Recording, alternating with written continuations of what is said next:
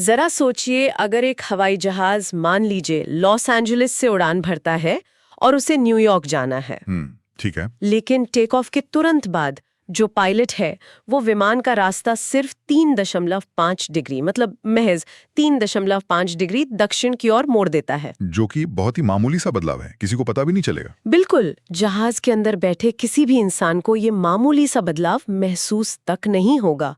लेकिन जब वो जहाज जमीन पर उतरेगा तो वो न्यूयॉर्क में नहीं बल्कि वॉशिंगटन डीसी में होगा। हाँ, सैकड़ों मील दूर। शुरुआत में सिर्फ कुछ डिग्री का फर्क और अंत में मंजिल पूरी तरह बदल गई। एकदम सही। इंसानी जिंदगी और हमारी आदतें बिल्कुल इसी विज्ञान पर काम करती हैं। लेकिन हम इंसानों की फितरत अजीब है।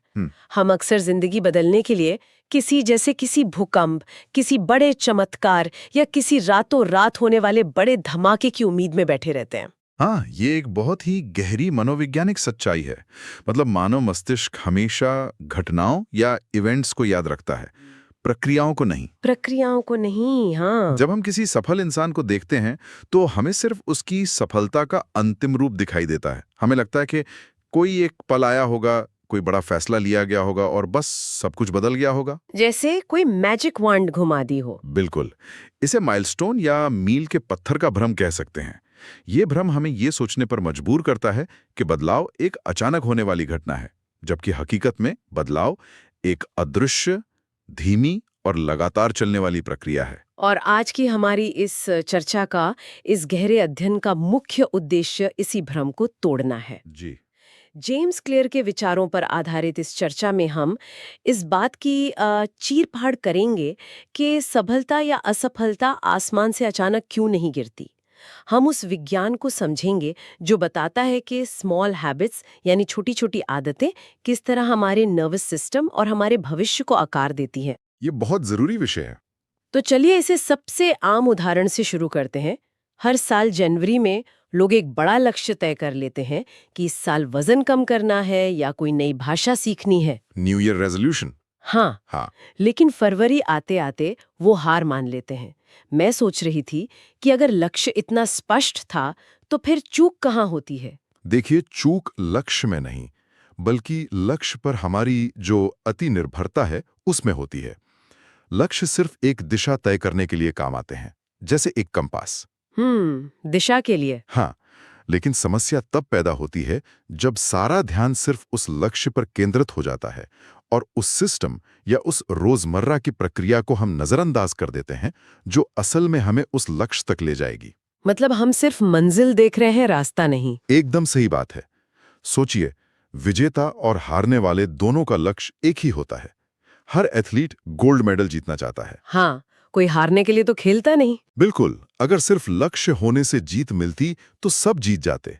असली फर्क उनके गोल्स में नहीं, उनके सिस्टम में होता है। ये बात मुझे बास्केटबॉल के मैदान की याद दिलाती है। कैसे?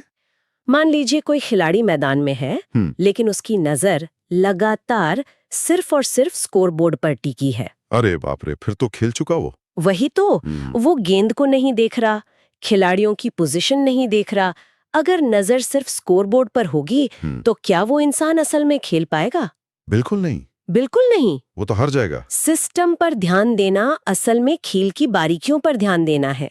ड्रिबल करना, सही वक्त पर पास देना। अगर कोई खेल पर ध्यान दे तो स्कोर अपने आप बेहतर हो जाएगा। ये तुलना मतलब एकदम सटीक है। लक्ष्य एक भविष्य की स्थिति है जो हमारे नियंत्रण में नहीं है। सिस्टम वो वर्तमान है जिसे हम हर दिन जीते हैं। हाँ, वर्तमान पर हमारा कंट्रोल है। और यहीं पर व्यवहार परिवर्तन का, बिहेवियर चेंज का सबसे शक्तिशाली गणित सामने आता है। 1% बेटर एवरी डे, यानी रोज सिर्फ 1% बेहतर होने का नियम। रुकिए, अगर हम इसकी थोड़ी और गहराई में जाएं तो मुझे यहाँ थोड़ा संदेह होता है। अच्छा, चलिए थोड़ा यथार्थवादी होकर, मतलब रियलिस्टिक होकर सोचते हैं। अगर कोई इंसान रोज किसी किताब का सिर्फ एक पन्ना पढ़ता है, जो कि मान लेते हैं 1% का सुधार है, तो वो रातों रात कोई विद्वान तो नहीं बन जाएगा?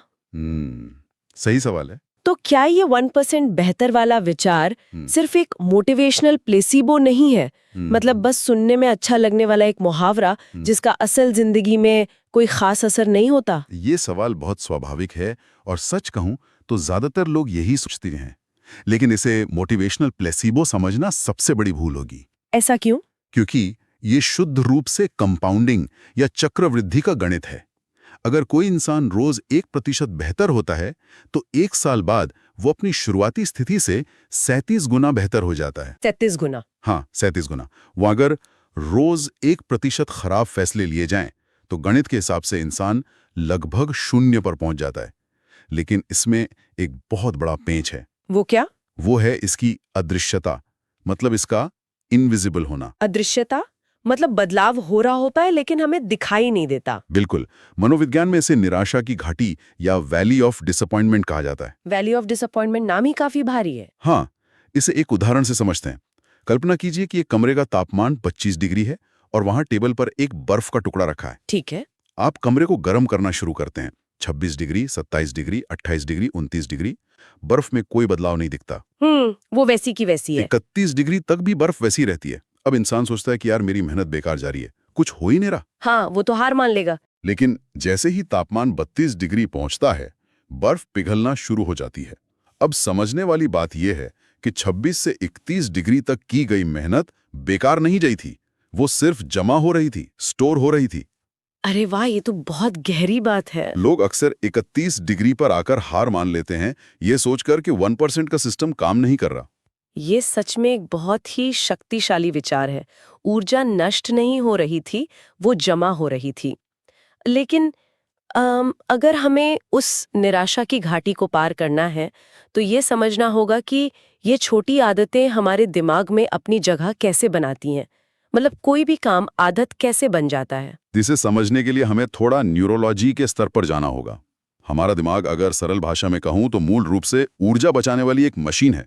हाँ, वो हमेशा शॉर्टकट ढूंढता है। बिल्कुल। जो भी काम बार बार होता है, दिमाग उसे ऑटो पायलट मोड में डाल देता है ताकि सोचने में ऊर्जा खर्च ना हो। यहीं से आदत का चक्र या हैबिट लूप बनता है। हैबिट लूप, इसके कितने हिस्से होते हैं? यानी क्रेविंग, प्रतिक्रिया यानी रिस्पॉन्स, और अंत में इनाम यानी रिवॉर्ड। लेकिन इसमें जो सबसे चौंकाने वाली बात है वो सिर्फ ये लूप नहीं है, बल्कि डोपामाइन का विज्ञान है। डोपामाइन, वो जो फील गुड केमिकल होता है। हाँ। इसे किसी रोजमर्रा के उदाहरण से समझते हैं, जैसे स्मार्टफोन का नोटिफिकेशन, जो हम सबकी जिंदगी का एक बहुत बड़ा हिस्सा बन चुका है। फोन की एक टिंग की आवाज आती है। हाँ। वो टिंग की आवाज एक संकेत है, एक क्यू है। लेकिन न्यूरोसाइंस हमें एक बहुत अजीब बात बताता है। क्या? जो डोपामाइन है वो मैसेज पढ़ने के बाद यानी इनाम मिलने पर सबसे ज्यादा नहीं बढ़ता। तो कब बढ़ता है? डोपामाइन का सबसे बड़ा स्पाइक उस टिंग की आवाज सुनते ही यानी इच्छा के चरण में आता है। इंसान असल में मैसेज का इंतजार नहीं कर रहा होता, वो उस इनाम की उम्मीद का, एंटिसिपेशन का आदी हो जाता है। बाप रे, ये तो सच में डराने वाला है। इसका मतलब है कि हमारे सचेत होने या कोई फैसला लेने से पहले ही दिमाग का केमिकल सिस्टम हमें पूरी तरह हाईजैक कर लेता है। एकदम सही। फोन की एक मामूली सी आवाज हमारे नर्वस सिस्टम में एक ऐसी रासायनिक प्रतिक्रिया पैदा करती है कि हम खुद को रोक ही नहीं पाते। पूरी तरह से। वो जो इच्छा है वो शरीर में एक मानसिक और शारीरिक तनाव पैदा करती है। एक बेचैनी सी। हाँ, इंसान फोन इसलिए नहीं उठाता है कि उसे मैसेज पढ़ना है, बल्कि वो फोन इसलिए उठाता है ताकि उस बेचैनी को, उस तनाव को शांत कर सके। ये प्रतिक्रिया है। अच्छा, तो ये रिस्पॉन्स हुआ। और फिर नया मैसेज देखकर जो संतुष्टि मिलती है वो इनाम है, रिवॉर्ड है। ये चक्र इतनी तेजी से चलता है कि हमारी इच्छा शक्ति, हमारा विल पावर इसके सामने बेबस हो जाता है। अगर हमारी न्यूरोलॉजी ही हमें इस तरह हाईजैक कर रही है तो फिर हम इस सिस्टम को अपने फायदे के लिए कैसे हैक कर सकते हैं? मेरा मतलब है, हम सिर्फ अपनी इच्छा शक्ति के भरोसे डोपामाइन से तो नहीं लड़ सकते ना। सही कहा आपने। हम डोपामाइन से लड़ते नहीं हैं, हम उसे अपने पक्ष में इस्तेमाल करते हैं। यहीं पे व्यवहार परिवर्तन के 4 नियम आते हैं, 4 लॉज ऑफ बिहेवियर चेंज। वो 4 नियम क्या है? अगर हमें कोई अच्छी आदत बनानी है तो हमें उसी चक्र को, जो हैबिट लूप है, उसे अपने तरीके से इस्तेमाल करना होगा। पहला, उसे स्पष्ट बनाएं, मेक इट ऑब्वियस। दूसरा, उसे आकर्षक बनाएं, मेक इट अट्रैक्टिव। हाँ। तीसरा, उसे आसान बनाएं।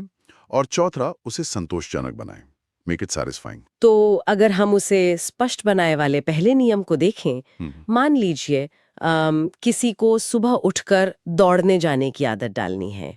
अगर वो सुबह उठकर जूते ढूंढने लगेगा तो दिमाग तुरंत ऊर्जा बचाने के लिए बहाने बना देगा कि यार कल चलेंगे। बिल्कुल, दिमाग कहेगा अभी सो जाते हैं। हाँ, लेकिन अगर रात को ही जूते बिस्तर के ठीक सामने रख दिए जाएं, तो वो एक स्पष्ट संकेत बन जाएगा, एक ऑब्वियस क्यू बन जाएगा। एकदम सही उदाहरण दिया आपने।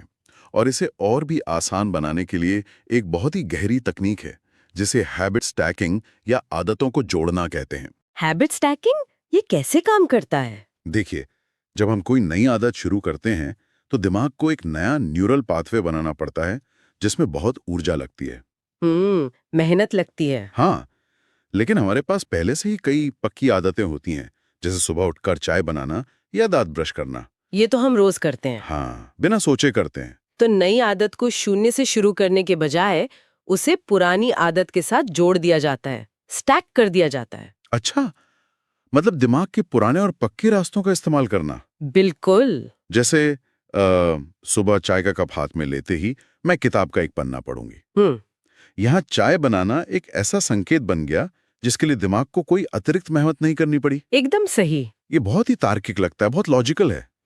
लेकिन फिर भी शुरुआत का जो मानसिक डर होता है उसका क्या? मानसिक डर? हाँ, मतलब 1 घंटे का वर्कआउट या 50 पन्ने पढ़ने का ख्याल ही इतना थका देने वाला होता है कि इंसान शुरुआत ही नहीं करता, वो पहले ही घबरा जाता है। यही वो जगह है जहां 2 मिनट का नियम, 2 मिनट रूल, एक जादू की तरह काम करता है। 2 मिनट? सिर्फ 2 मिनट? हाँ, मानव मनोविज्ञान किसी भी बड़े काम को शुरू करने में लगने वाली ऊर्जा से डरता है, जिसे एक्टिवेशन एनर्जी कहते हैं।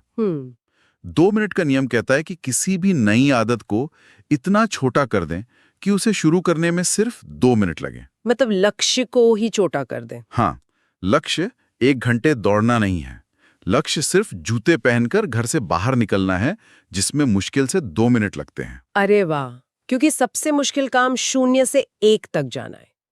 एक बार इंसान गति में आ जाए, मोशन में आ जाए, तो उस काम को जारी रखना आसान हो जाता है। बिल्कुल, न्यूटन का नियम यहां भी लागू होता है। हाँ, अगर जूते पहन के बाहर निकल गए तो बहुत मुमकिन है कि इंसान थोड़ा दौड़ ही लेगा। मतलब शुरुआत की बाधा को ही खत्म कर दिया गया। यकीनन, ये दिमाग को ये विश्वास दिलाने का एक बहुत चालाक तरीका है कि काम मुश्किल नहीं है। स्मार्ट है। लेकिन यहाँ एक और वास्तविकता पर बात करनी चाहिए। हमने नियम समझ लिए, घर्षण या फ्रिक्शन कम कर दिया, आदतों को जोड़ लिया। हाँ। लेकिन कुछ हफ्तों बाद प्रेरणा का स्तर गिरने लगता है, मोटिवेशन खत्म होने लगता है, और फिर लोग सोचते हैं कि उनके अंदर अनुशासन की कमी है और वे खुद को कोसने लगते हैं। हाँ, ये बहुत आम है। लोग पूरे जोश में एकदम नए साल पर जिम की मेंबरशिप लेते हैं और 20 दिन बाद सब खत्म, कोई जिम नहीं जाता। क्या ये सच में अनुशासन की कमी है? अनुशासन को दोष देना इस पूरी प्रक्रिया की, मैं कहूंगा, सबसे बड़ी गलतफहमी है। ऐसा क्यों? क्योंकि प्रेरणा एक भावना है और जीव विज्ञान के अनुसार भावनाओं का उतार चढ़ाव होना तय है। आज आप खुश हैं, कल आप उदास हो सकते हैं। हाँ, मोटिवेशन तो रोज एक सा नहीं रहता। जो लोग बहुत अनुशासित दिखते हैं, वे असल में अपनी इच्छा शक्ति का इस्तेमाल बहुत कम करते हैं। ये तो एकदम उल्टी बात हो गई। सुनने में अजीब लगता है, लेकिन उनका रहस्य यह है कि वे खुद को ऐसे हालात में डालते ही नहीं जहां इच्छा शक्ति की परीक्षा हो। वे अपने वातावरण को, अपने एनवायरनमेंट को डिजाइन करते हैं। अच्छा, वातावरण हमारे व्यवहार को चलाने वाला अदृश्य हाथ है। इसका मतलब है कि अगर कोई इंसान वजन कम करना चाहता है और उसकी मेज पर कुकीज या मिठाइयाँ रखी हैं और वो सोच रहा है कि उसकी इच्छा शक्ति उसे खाने से रोक लेगी, तो वो एक हारी हुई लड़ाई लड़ रहा है। बिल्कुल, वो एक ना एक दिन तो खा ही लेगा। हाँ, अगर फोन पास में है तो ध्यान भटकेगा ही। वातावरण हमेशा इच्छा शक्ति को हरा देता है। 100%। इसीलिए अच्छी आदतों के रास्ते को सबसे आसान बनाना चाहिए और बुरी आदतों के रास्ते में इतने घर्षण डाल देने चाहिए कि उन्हें करना मुश्किल हो जाए। मतलब बुरी आदत को अदृश्य कर दें, इनविजिबल कर दें। हाँ, लेकिन वातावरण से भी गहरा एक और स्तर है, और मेरा मानना है कि ये इस पूरे अध्ययन का सबसे क्रांतिकारी विचार है। वो क्या है? वो है हमारी पहचान, हमारी आइडेंटिटी। आइडेंटिटी? हाँ, बदलाव का असली स्वरूप ये नहीं है कि हम क्या पाना चाहते हैं, बल्कि ये है कि हम क्या बनना चाहते हैं। ये बहुत ही गहरा विचार है। परिणामों पर ध्यान देने के बजाय अपनी पहचान पर ध्यान देना। जी। जैसे मैं कहूँ कि मैं मैराथन दौड़ना चाहती हूँ और मैं एक रनर हूँ। इन दोनों बातों के बीच का जमीन आसमान का अंतर है। एकदम सही। एक और उदाहरण देता हूँ। अगर कोई सिगरेट छोड़ रहा है और उसे सिगरेट पेश की जाती है, अगर वो कहता है यार मैं छोड़ने की कोशिश कर रहा हूँ, तो इसका मतलब है कि वो अंदर से अभी भी खुद को एक धूम्रपान करने वाला व्यक्ति मानता है जो कुछ अलग करने की कोशिश कर रहा है। हाँ, उसकी पहचान अभी भी वही है। लेकिन अगर वो कहे कि भाई मैं सिगरेट नहीं पीता, तो उसकी पहचान ही बदल चुकी है। ना, मनोविज्ञान का सबसे शक्तिशाली बदलाव है। जब कोई गहराई से ये मान लेता है कि वो एक रनर है, तो उसे सुबह उठने के लिए किसी बाहरी प्रेरणा की जरूरत नहीं पड़ती। बिल्कुल नहीं पड़ती। एक रनर दौड़ता ही है क्योंकि वो उसके स्वभाव का हिस्सा है। लेकिन मैं सोच रही थी, पहचान बनती कैसे है? बहुत अच्छा सवाल है। हमारी हर एक छोटी आदत हमारी उस भविष्य की पहचान के लिए एक वोट की तरह काम करती है। एक वोट की तरह? हाँ, जैसे चुनाव में वोट डालते हैं ना, वैसे। मतलब हम वही बनते हैं जो हम बार बार करते हैं। जी। हर बार जब कोई किताब का एक पन्ना पढ़ता है तो वो खुद को ये प्रमाण दे रहा है कि वो एक पढ़ने वाला इंसान है। एकदम सही। हर बार जब कोई जिम जाता है तो वो एथलीट होने की पहचान को एक वोट दे रहा है। कोई भी एक वोट रातों रात पहचान नहीं बदलता, लेकिन जब ये छोटे छोटे वोट जुड़ते हैं तो इंसान का खुद पर विश्वास बदल जाता है, उसका बिलीफ सिस्टम बदल जाता है। और दुर्भाग्य से इसका उल्टा भी उतना ही सच है। उल्टा कैसे? अगर रोज बहाने बनाए जाते हैं तो दिमाग इस बात का प्रमाण इकट्ठा कर लेता है कि मैं तो काम टालने वाला इंसान हूं, मैं तो प्रोक्रेस्टिनेट करता हूं। वो भी एक वोट है। एक नेगेटिव वोट। अंततः हमारी आदतें ही हमारा स्वरूप तय करती हैं। तो इस पूरी गहरी चर्चा से हम किस अंतिम बिंदु पर पहुंचते हैं? अगर परिणामों की चिंता छोड़ दी जाए तो संदेश बहुत स्पष्ट है। जी। असली ताकत उन छोटे छोटे अदृश्य कामों में है जो हर दिन दोहराए जाते हैं। लक्ष्य हमें दिशा जरूर देते हैं, लेकिन हमारी रोज की आदतें हमारी असली मंजिल तय करती हैं। बिल्कुल। शुरुआत बहुत छोटी रखनी है, सिर्फ 2 मिनट की, और उसे अपनी पहचान का हिस्सा बना लेना है। यह हमें आत्ममंथन के एक बहुत महत्वपूर्ण चौराहे पर लाकर खड़ा कर देता है। कैसे? सवाल ये नहीं है कि हम क्या हासिल करना चाहते हैं। सवाल ये है कि क्या हमारी आदतें हमारे जीवन को चला रही हैं या हम अपनी आदतों को जानबूझकर डिजाइन कर रहे हैं। और ये बात एक बहुत ही हैरान करने वाले विचार की ओर ले जाती है, जो हमने इस पूरी चर्चा में व्यक्तिगत स्तर पर समझा। लेकिन जरा इसे एक बड़े नजरिए से देखिए। मतलब समाज के नजरिए से? हाँ, अगर हमारी व्यक्तिगत आदतें जुड़कर हमारी पहचान बनाती हैं, तो जरा सोचिए, जब एक पूरा समाज या एक पूरी पीढ़ी किसी एक नकारात्मक 1% आदत को अपना लेती है तो क्या होता है? ये तो बहुत ही गंभीर बात है। जैसे हर दिन स्क्रीन पर लगातार नकारात्मक खबरें देखना, या सोशल मीडिया पर बिना सोचे समझे स्क्रॉल करते रहना। हाँ, डूम स्क्रॉलिंग जिसे कहते हैं। बिल्कुल। क्या ये संभव है कि एक समाज के रूप में हम रोज 1% पीछे जा रहे हों? ये सोचने वाली बात है। और जिस तरह व्यक्तिगत पहचान धीरे धीरे बदलती है, क्या हम बिना महसूस किए एक ऐसी सांस्कृतिक पहचान, एक कल्चरल आइडेंटिटी की ओर बढ़ रहे हैं जहां ध्यान केंद्रित करना या गहरी सोच रखना ही खत्म हो जाएगा? ये एक बहुत ही डराने वाला लेकिन जरूरी सवाल है। शुरुआत में हमने एक हवाई जहाज की बात की थी, जिसके कुछ डिग्री भटकने से पूरी मंजिल बदल गई। जी। जिंदगी बदलने के लिए सच में किसी जादू या चमत्कार की जरूरत नहीं है। जादू उन अदृश्य सूक्ष्म फैसलों में छिपा है जो अभी इसी वक्त लिए जा रहे हैं। एकदम सही बात है। क्योंकि आज के छोटे छोटे चुनाव सिर्फ आज का दिन तय नहीं कर रहे हैं, वो बहुत खामोशी से लेकिन पूरी पक्के तौर पर हमारे कल के अस्तित्व का निर्माण कर रहे हैं। सोचिएगा जरूर।